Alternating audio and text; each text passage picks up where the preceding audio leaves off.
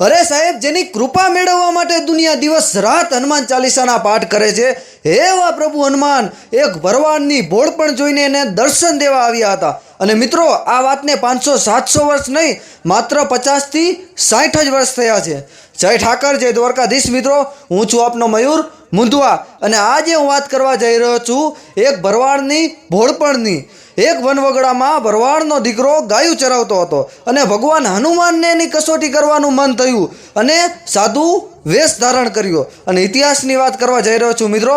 તો ઝાલાવાડનું પાળિયાઓના નગર તરીકે ઓળખાતું હળવદ શહેર કોઈબા ગામની સીમને લોકો બોલા ડુંગર તરીકે પણ ઓળખે છે.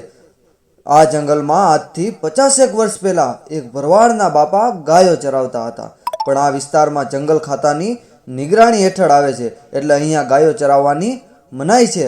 પણ ભર ઉનાળો ચાલુ હતો, એટલે ખડ ક્યાંય હતું નહીં, એટલે આ ગોપ ભરવાડ જંગલમાં ગાયો ચરાવતો હતો. પણ એક દિવસ કોઈએ જંગલ ખાતામાં બાતમી આપી દીધી કે એક ભરવાડ રોજ ગાયું એમાં ચરાવવા જાય છે. જંગલ ખાતાની ગાડીઓ તરત જ આ પહાડી ઉપર પહોંચી જાય છે. જંગલ ખાતાના પોલીસ કર્મીઓને જોતા ગોવાળ ડરી જાય છે. એને એમ કે હમણાં મારી ગાયોને અને મને પકડીને પોલીસ સ્ટેશન લઈ જશે.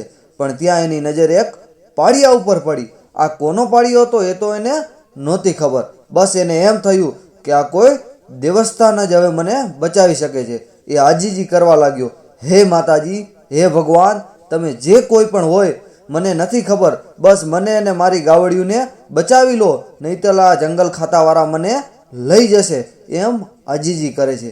પણ ત્યાં તો ચમત્કાર થયો. પોલીસ કર્મીઓ આખું જંગલ ખૂંદી વળ્યા, પણ ક્યાંય ગાય કે ગોવાળ નજરે ના દેખાણા, અને પાછા જતા રહે છે. અને આ જોઈને ગોવાળને તો વધારે શ્રદ્ધા જાગી, ને પછી રોજ દીવા અગરબત્તી કરતો. અને આ બનાવ એકવાર નહીં, 3-4 વખત બન્યો. અને મિત્રો, એ પાળિયો બીજો કોઈ નહીં, પણ સ્વયં રામ ભક્ત હનુમાનજીનો હતો. એક દિવસ પ્રભુને થયું, લાવ આજે આ ભરવાડની કસોટી કરું, શું આ દિલનો ખરેખર સાપ છે?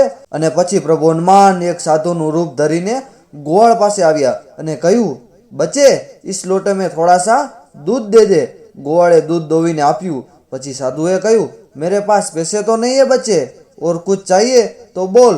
પણ ગોવાળે ના પાડી. साधु गए, नहीं नहीं बच्चे, कुछ तो लेना ही पड़ेगा, मैं मुफ्त में दूध नहीं ले जा सकता. पण गोवाड़े बावा हिंदी में कहूँ कि बापू, हम ग्वाले हैं और हमारा एक नियम है, हमें वगड़ा में दूधना पैसा नहीं लेता है. संते घणું समझाव्યો છતાં પણ કંઈ ન માંગ્યું, ને પ્રભુ હનુમાન ખુશ થઈ ગયા અને ત્યાંથી ચાલ્યા ગયા. પરંતુ રાતે ગોવાળના સપનામાં આવીને કહ્યું, ઉઠ ભરવાડ. ગોવાળે ઉઠીને કહ્યું, કોણ તમે? પ્રભુ હનુમાન કહે, હું રામ ભક્ત હનુમાન છું. જે પથ્થરને તું રોજ પૂજે છે એ કોઈ દેવી નહીં, પણ હું સ્વયં હનુમાન એમાં બિરાજું છું. મેં આજે તારી કસોટી લીધી, એમાં તું ઉત્તીર્ણ થયો છું. માંગ માંગ, જે માંગીશ એ વરદાન હું તને આપીશ. પણ ભરવાડને તો ભોળા એમના થોડા કયા છે.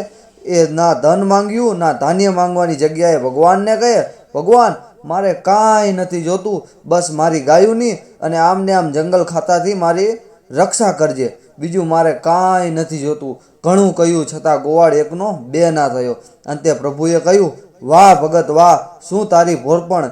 જા, આજથી કોઈ પણ ગૌ માતાને રોગ થયો હશે કે કાંઈ પણ થયું હશે, તું મારા નામનો પાણીનો લોટો ભરી એ ગૌ માતા ઉપરથી ઉતારજે, એના બધા રોગ હું મટાડી દઈશ. આવું કંઈ ત્યાંથી અદૃશ્ય થઈ જાય છે.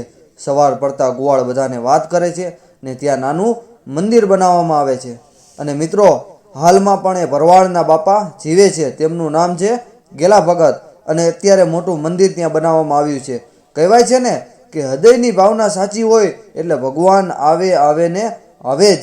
મિત્રો, અને આ ઇતિહાસને આગળ શેર કરજો, જેથી બીજા લોકો સુધી પહોંચે. અને હા, MD મુંદવાને ફોલો કરવાનું તો ના જ ભૂલતા. જય ઠાકર, જય દ્વારકાધીશ, જય રંગીલા હનુમાનજી મહારાજ.